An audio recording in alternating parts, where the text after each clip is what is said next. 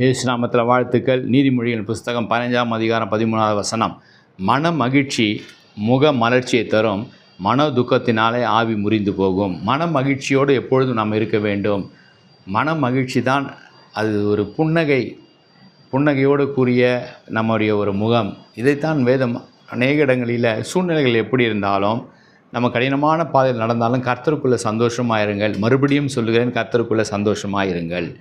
மற்றவர்களை பார்த்து ஒரு புன்னகை, மற்றவர்களை பார்த்து ஒரு சிரிப்பு, மற்றவர்களுக்காக நம்ம எடுக்கிற அந்த முயற்சிகள், அதில் நம்ம சந்தோஷமாக இருக்கணும். மன மகிழ்ச்சியோடு நம்ம இருக்கணும். அது முக மலர்ச்சியோடு இருக்கணும் என்று வேதம் சொல்லுகிறது. 2வது உலகப் போரில் நடந்த ஒரு சம்பவத்தை நான் வாசிக்க நேர்ந்தது. 2ஆம் உலகப் போரில் ஜெர்மன் தேசத்துக்கும் மற்ற தேசத்துக்கும் போர் நடக்கிறது. அந்த ஜெர்மன் தேசம் நாசி படைகள் இடத்துல ஒரு மனிதன் மற்ற தேசத்து மனிதனை பிடிச்சிட்டாங்க பிணை கைதியாக. அவனை பிடித்தவர்களெல்லாம் அவங்க என்ன செய்வாங்க, அந்த அடுத்த நாட்டு படை வீரர்களை அடுத்த நாள் காலையில் அவர்களை மரண தண்டனை கொடுத்து விடுவார்கள். இந்த மரண தண்டனை கொடுத்து விட போகிறாங்க. இந்த ராத்திரி வேலை, நாளை காலையில் என்னை சாகடிக்க போகிறாங்க. ஜெபித்து முடித்த உடனே அவனுக்குள்ளே ஒரு சந்தோஷம் வருது. நான் ஏன் கவலையோடு இருக்கணும், நான் ஏன் துக்கத்தோடு இருக்கணும், நான் சந்தோஷமாக இருப்பேன், நான் சமாதானமாக இருப்பேன். நான் மரித்தா கூட நான் யார் இடத்துல போகிறேன், என் ஆண்டவரிடத்தில் போகிறேன். நான் சந்தோஷமாக இவன் பாடல்களை பாடிக்கொண்டு சந்தோஷமாக இருந்தான். அந்த ஜெயிலர் அந்த பக்கம் வந்த உடனே அவன் அநேக இப்படிப்பட்ட கைதிகள் பார்த்துருக்கிறான். ராத்திரி வேலையில் எனக்கு அதிகாலையில் என்னை மரண தண்டனை என்றால் அழுது கொண்டு, புலம்பிக் கொண்டு, தவித்து கொண்டு, கத்திக்கொண்டு, திட்டிக்கொண்டு, சபித்து கொண்டு இருப்பாங்க. இந்த மனுஷன் சந்தோஷமாக பாட்டு பாடியிருக்கிறானே, சந்தோஷமாக சிரித்து கொண்டிருக்கிறானே. இவன் வந்து பார்த்தான்.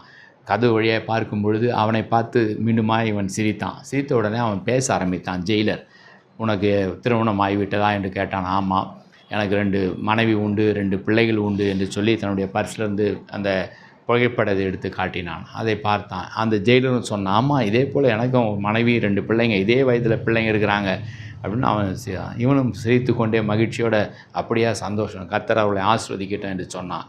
இப்படி இவர்கள் பேச பேச அந்த ஜெயிலர் மனதில் இவன் மேலே ஒரு பரிதாபம் வந்தது, இவன் மேலே ஒரு கரிசனை வந்தது, இவன் மேலே ஒரு கருணை வந்தது. அவன் சொன்னான், காலையில் என்னோடய டியூட்டி முடியும் போது என்னுடைய ஜீப்பில் நான் உன்னை ஏற்றிக்கொள்ளுகிறேன், யாருமே எந்த கேள்வியும் கேட்க முடியாது, என்னோடய ஜீப்பில் நீ ஏறிக்கொள்ளு என்று சொன்னான். காலையில் அந்த ஜீப்பில் ஏறிக்கொண்டான். அதிகாலை விடுகிற வேளத்தில் நேரே கொண்டு போய் அந்த எல்லையில் பார்டரில் விட்டு நீ தப்பித்து போ என்று சொன்னானாம். ஒரே ஒரு புன்சிரிப்பு, ஒரே ஒரு சந்தோஷமான ஒரு பார்வை, ஒரே ஒரு மன மகிழ்ச்சியோடு அவன் இருந்த அந்த காரியத்தினால அவன் ஜீவன் அன்றைக்கு தப்பித்தது.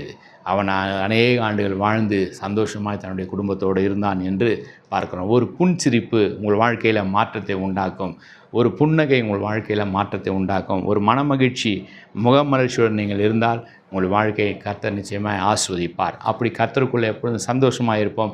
கர்த்தர் உங்களை ஆஸ்வதிப்பார். ஜெபிப்போம். அன்பின் பிதாவே, எந்த சூழ்நிலையிலும் நாங்கள் முணுமுணுக்காதபடி, எந்த சூழ்நிலையிலும் நாங்கள் கலங்கி விடாதபடி, எத்தனை பிரச்சனைகள், எத்தனை போராட்டங்கள், எத்தனை வியாதிகள், எத்தனை நெருக்கடிகள் எங்களை சூழ்ந்து நின்றாலும் ஒவ்வொரு நாளும் உம்மை துதிக்கிற அந்த மன மகிழ்ச்சி, கிறிஸ்துவுக்குள்ளே எங்களுக்கு சந்தோஷம், கர்த்தருக்குள்ளே இருக்கிற அந்த மகிழ்ச்சி, கர்த்தர் என்னோடு கூட இருக்கிறார், கர்த்தர் என்னை கைவிட மாட்டார், கர்த்தர் என்னை ஆசீர்வதிப்பார் என்கிற அந்த நம்பிக்கையோடு நாங்கள் வாழும் பொழுது நிச்சயமாகவே எங்கள் வாழ்க்கை ஆசீர்வதிக்கப்படுகிறது.